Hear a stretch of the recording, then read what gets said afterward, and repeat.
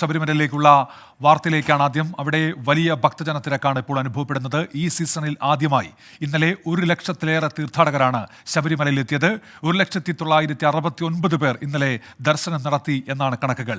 തീർത്ഥാടകരുടെ നിര നീലിമല വരെ നീണ്ടു. ഇടത്താവളങ്ങളിൽ കടുത്ത നിയന്ത്രണമുണ്ട്. സന്നിധാനത്ത് തിരക്ക് നിയന്ത്രണ വിധേയമെന്നാണ് പോലീസ് ഇപ്പോൾ പറയുന്നത്. ഒടുവിൽ പുറത്തുവരുന്ന വിവരമനുസരിച്ച് ചിലയിടങ്ങളിൽ പോലീസ് തീർത്ഥാടകരെ തടയുന്നുണ്ട്. തീർത്ഥാടകരുടെ എണ്ണം കൂടുന്ന പശ്ചാത്തലത്തിൽ തിരക്ക് നിയന്ത്രണ വിധേയമാക്കുന്നതിന് വേണ്ടിയാണ് പോലീസിന്റെ ഭാഗത്ത് നിന്ന് നടപടി ഉണ്ടാകുന്നത്. രാഹുൽ സുരേഷ് സന്നിധാനത്ത് നിന്നും എബിൻ ജോസ് ഇപ്പോൾ വൈക്കത്ത് നിന്ന് ഇടത്താവളങ്ങളിലൊന്നായ വൈക്കത്ത് നിന്ന് വിവരങ്ങൾ അയച്ചിരുന്നുണ്ട്. ആദ്യം രാഹുൽ സുരേഷിലേക്കാണ്. രാഹുൽ, സന്നിധാനത്ത് ഇപ്പോഴും വലിയ ഭക്തജന തിരക്കാണല്ലോ അല്ലേ? തീർച്ചയായിട്ടും ഉന്മേഷ്, വലിയ ഭക്തജന തിരക്കാണ്. ഈ സീസണിലെ ഏറ്റവും വലിയ ഭക്തജന തിരക്ക് ഇന്നലെയും ഇന്നുമായി നമ്മൾ സന്നിധാനത്ത് കണ്ടുകൊണ്ടിരിക്കുകയാണ്.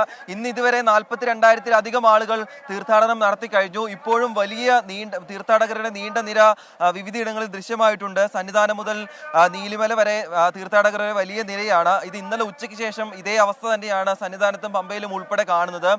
മണ്ഡലപൂജയ്ക്ക് ഇനി ഒരു ദിവസം മാത്രമാണ് ബാക്കി നിൽക്കെ. അതുകൊണ്ട് തന്നെ കൂടുതൽ ഭക്തർ കഴിഞ്ഞ ദിവസങ്ങളിലെല്ലാം തന്നെ എത്താൻ കഴിയാത്ത ആളുകൾ കൂട്ടമായി സന്നിധാനത്തേക്ക് എത്തുന്നു എന്നാണ് നമ്മൾ ഇതിൽ നിന്നും മനസ്സിലാക്കേണ്ടത്. മണിക്കൂർ, അതായത് 10 മുതൽ 15 മണിക്കൂർ വരെ ക്യൂ നിന്ന ശേഷമാണ് ഓരോരുത്തർക്കും നിലവിൽ ദർശനം സുഗമമായി ലഭിക്കുന്നത്.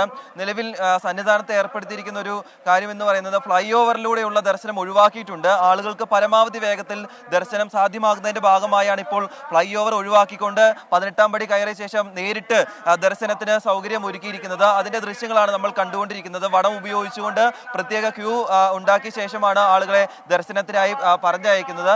നമ്മൾ ഇനി 18ാം പടിയുടെ താഴേക്കുള്ള ദൃശ്യങ്ങളിലേക്ക് പോവുകയാണെങ്കിൽ താഴെ വലിയ നീണ്ട നിര, ഈ നിര അങ്ങനെ നീലിമല വരെ ഉണ്ട് എന്നാണ് നമ്മൾ മനസ്സിലാക്കുന്നത്.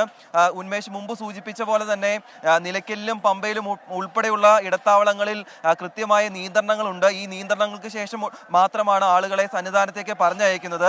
രാവിലെ ഉണ്ടായിരുന്ന ഒരു പ്രതിസന്ധിക്ക് ഒരു പരിധി വരെ പരിഹാരമായിട്ടുണ്ട്. അതായത് ഇന്നലെ രാത്രി മല കയറിയ ആളുകൾ വിരിവെച്ച് സന്നിധാനത്ത് തുടരുന്ന ഒരു സാഹചര്യം ഉണ്ടായിരുന്നു. ഇപ്പോൾ നെയ്യഭിഷേകം കഴിഞ്ഞ് ആ പൂജകളെല്ലാം പൂർത്തിയാക്കിയ ശേഷം ആളുകൾ താഴേക്ക് ഇറങ്ങി തുടങ്ങിയിട്ടുണ്ട്. അതുകൊണ്ട് കൂടുതൽ ആളുകൾക്ക് സന്നിധാനത്തേക്ക് എത്താനുള്ള ഒരു അവസരം കൂടിയാണ് ഉണ്ടാകുന്നത്. അതോടൊപ്പം ഉന്മേഷ് സൂചിപ്പിച്ച മറ്റൊരു പ്രധാനപ്പെട്ട കാര്യം, ഈ മണ്ഡലകാലത്തിലെ ഏറ്റവും കൂടുതൽ ആളുകൾ എത്തിയ ദിവസമായിരുന്നു ഇന്നലെ. 1,969,000 പേരാണ് ഇന്നലെ മാത്രം 18ാം പടി കയറി ദർശനം നടത്തിയത്. അത്തരത്തിലുള്ള കണക്കുകൾ ഇന്നും, ആ രീതിയിലുള്ള തിരക്ക് ഇന്നും ദേവസ്വം ബോർഡും ഒപ്പം തന്നെ പോലീസും പ്രതീക്ഷിക്കുന്നുണ്ട്.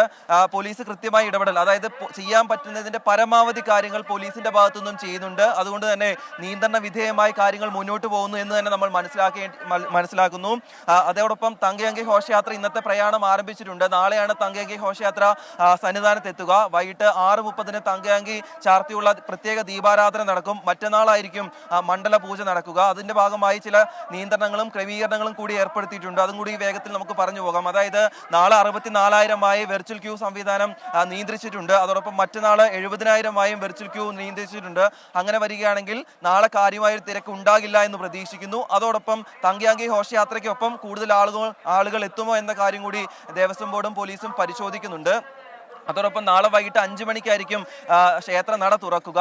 അത് ഈ തങ്കയങ്കി എത്തുന്നതിന്റെ ഭാഗമായുള്ള ചില ക്രമീകരണങ്ങളാണ്. അതോടൊപ്പം മറ്റന്നാൾ നെയ്യഭിഷേകം രാവിലെ 9:45 വരെ ഉണ്ടായിരിക്കുള്ളൂ എന്ന കാര്യം കൂടി ദേവസ്വം ബോർഡിന്റെ ഭാഗത്തു നിന്നും അറിയിക്കുന്നുണ്ട്. അതിനുള്ള കാരണം മറ്റന്നാൾ രാവിലെ 10:30-ക്കും 11:30-ക്കും ഇടയ്ക്കിലാണ് മണ്ഡല പൂജ നടക്കുന്നത്. അതിൻ്റെതായുള്ള ക്രമീകരണങ്ങളാണ്. എന്താണെങ്കിലും കുറച്ചധികം മണിക്കൂറുകൾ ക്യൂ നിൽക്കേണ്ടി വന്നാലും കാര്യങ്ങൾ നിയന്ത്രണ വിധേയമായി തന്നെ മുന്നോട്ട് പോവുകയാണ്.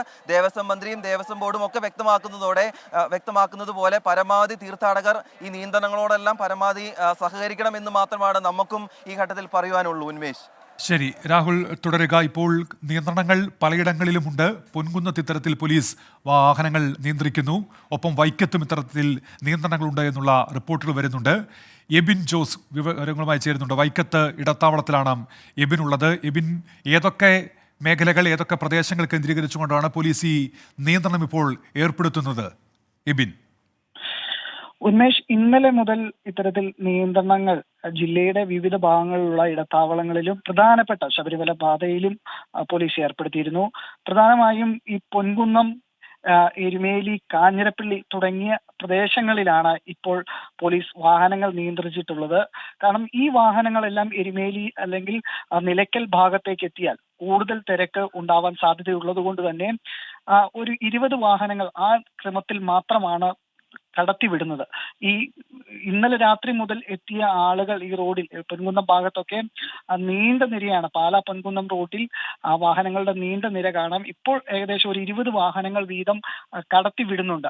എങ്കിൽ പോലും നിയന്ത്രണങ്ങൾ വിധേയമായാണ് വാഹനങ്ങൾ കടത്തിവിടുന്നത്. അതോടൊപ്പം തന്നെ പ്രധാനപ്പെട്ട ഇടത്താവളങ്ങളിലെത്തി അവിടെ തങ്ങുന്ന തീർത്ഥാടകരോട് ഇപ്പോൾ അങ്ങോട്ട് യാത്ര തിരിക്കരുത്, കാരണം വാഹനങ്ങളുടെ തിരക്കുണ്ട്, വഴിയിൽ പെട്ടുപോകാനുള്ള സാധ്യതയുണ്ട് എന്നുള്ള കാര്യം പോലീസ് പറഞ്ഞ് മനസ്സിലാക്കുന്നുണ്ട്. എങ്കിൽ പോലും ഈ മണ്ഡലകാലം അവസാനിക്കാൻ നിൽക്കുന്ന ഒരു സാഹചര്യം ആയതുകൊണ്ട് തന്നെ എത്രയും വേഗം ദർശനത്തിനായി പോകണമെന്നുള്ള ആവശ്യം തീർത്ഥാടകരും ഉന്നയിക്കുന്നു. ഇത് ചെറിയ വാക്കുതർക്കത്തിനൊക്കെ ഇടയാക്കുന്ന സാഹചര്യമുണ്ട്. ഇപ്പോൾ വൈക്കം ഇടത്താവളത്തിൽ നമ്മൾ കണ്ടത് ആ തരത്തിലൊരു സാഹചര്യമായിരുന്നു. കാരണം മലയാളികളും ഇതര സംസ്ഥാനക്കാരുമായ തീർത്ഥാടകർ അവിടെ എത്തിയിട്ടുണ്ട്. അവർ ഇന്നലെ രാത്രി എത്തിയതാണ്. ഈ നേരമായിട്ടും അവിടെ നിന്ന് ആളുകളെ വിടുന്നില്ല. കാരണം എന്തെന്ന് തിരക്കുമ്പോൾ കൂടുതൽ വാഹനങ്ങൾ ഉള്ളത് കൊണ്ടാണ് എന്നുള്ള കാര്യങ്ങൾ പോലീസ് പറയുന്നുണ്ടെങ്കിൽ പോലും തീർത്ഥാടകരെ സംബന്ധിച്ചിടത്തോളം അവർക്ക് എത്രയും വേഗം ദർശനം സാധ്യമാകുമോ എന്നുള്ള ആവശ്യമാണ് ഉന്നയിക്കുന്നത്. ഏതായാലും ഈ വാഹനങ്ങളുടെ നിയന്ത്രണം കൃത്യമായി ഇടവേളകളിലൂടെ കടത്തിവിടാൻ തന്നെയാണ് പോലീസിന്റെ തീരുമാനം. കാരണം നിലയ്ക്കലിൽ കൂടുതൽ വാഹനങ്ങൾ എത്തുന്ന സാഹചര്യമുണ്ട്, എരുമേലിയിൽ കൂടുതൽ വാഹനങ്ങൾ എത്തുന്ന സാഹചര്യമുണ്ട്. ഇതെല്ലാം നിയന്ത്രിച്ചുകൊണ്ടാണ് ഇപ്പോൾ നിലവിൽ കടത്തിവിടുന്നത്. ഉന്മേഷ്. ശരി, എബിൻ ജോസ് ആണ് വിവരങ്ങൾ നൽകിയത്. രാഹുൽ സുരേഷ് തുടരുന്നുണ്ട് ഇപ്പോൾ സന്നിധാനത്ത് നിന്ന്. രാഹുൽ, അപ്പോൾ എബിൻ പറഞ്ഞതനുസരിച്ചാണെങ്കിൽ അവിടെ ഇടത്താവളങ്ങളിൽ നിയന്ത്രണമുണ്ട്, തിരക്ക് പരമാവധി കുറയ്ക്കുക, ആ വെർച്വൽ ക്യൂ സംഖ്യയുണ്ടല്ലോ ദേവസ്വം ബോർഡ് നിജപ്പെടുത്തിയിരിക്കുന്നത്, അതിലേക്ക് എത്തിക്കുകയായിരിക്കുമല്ലോ പോലീസിന്റെ ലക്ഷ്യമല്ലേ രാഹുൽ? തീർച്ചയായിട്ടും ഉന്മേഷ്, അതായത് ഇന്നത്തെ വെർച്വൽ ക്യൂ വഴിയും ഏതാണ്ട് 90,000-അടുത്ത ആളുകളാണ് വെർച്വൽ ക്യൂ വഴി ബുക്ക് ചെയ്തിട്ടുള്ളത്. അതോടൊപ്പം സ്പോട്ട് ബുക്കിങ്ങിലൂടെ 10,000 ആളുകൾ കൂടി പ്രതീക്ഷിക്കുന്നുണ്ട്. അതോടൊപ്പം കാനനപാതകൾ വഴി കൂടുതൽ ആളുകൾ എത്തുകയാണ്. അതായത് ഇന്നലെ നമ്മൾ കണ്ട ഒരു പ്രധാനപ്പെട്ട സംഭവം എന്നത് ഈ എരുമേലിയിലും നിലയ്ക്കലിലും ഉൾപ്പെടെ വാഹനങ്ങൾ തടഞ്ഞു നിർത്തുന്നുണ്ടായിരുന്നു. അത് വലിയ നീണ്ട ക്യൂവിന് കാരണമാകുന്നുണ്ട്.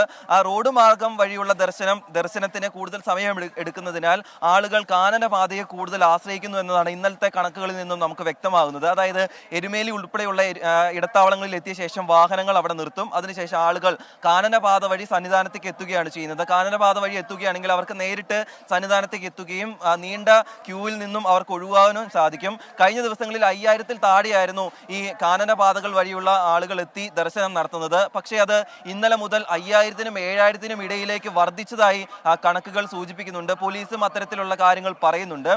എബിൻ ജോസ് സൂചിപ്പിച്ച പോലെ തന്നെ കാര്യമായ നിയന്ത്രണങ്ങൾ ഇടത്താവളങ്ങളിൽ ഉണ്ടായെങ്കിൽ മാത്രമാണ് സന്നിധാനത്തെ തിരക്ക് നിയന്ത്രിക്കാൻ സാധിക്കുകയുള്ളൂ. അവിടെ നിയന്ത്രണം ഉണ്ടാകാതെ വരികയാണെങ്കിൽ നേരത്തെ നമ്മൾ കണ്ട പോലെ, അതായത് 2 ആഴ്ച മുമ്പ് നമ്മൾ കണ്ട പോലെ തന്നെ വലിയ തിരക്ക് സന്നിധാനത്തേക്ക് വരും. പക്ഷേ അത് നിയന്ത്രണങ്ങൾ ലംഘിക്കാനുള്ള ഒരു കാരണമായി വരും. അതുകൊണ്ടാണ് ഇടത്താവളങ്ങളിൽ കൃത്യമായ നിയന്ത്രണങ്ങൾ ഏർപ്പെടുത്തുന്നതെന്നാണ് പോലീസ് പറയുന്നത്. എന്താണെങ്കിലും അവിടെ നിയന്ത്രണങ്ങൾ ഉണ്ടെങ്കിൽ കൂടി ഇവിടെ കാര്യങ്ങൾ സുഗമമായി നടക്കുന്നു. ആ നിയന്ത്രണത്തിന്റെ ഗുണം ലഭിക്കുന്നത് സന്നിധാനത്താണ്.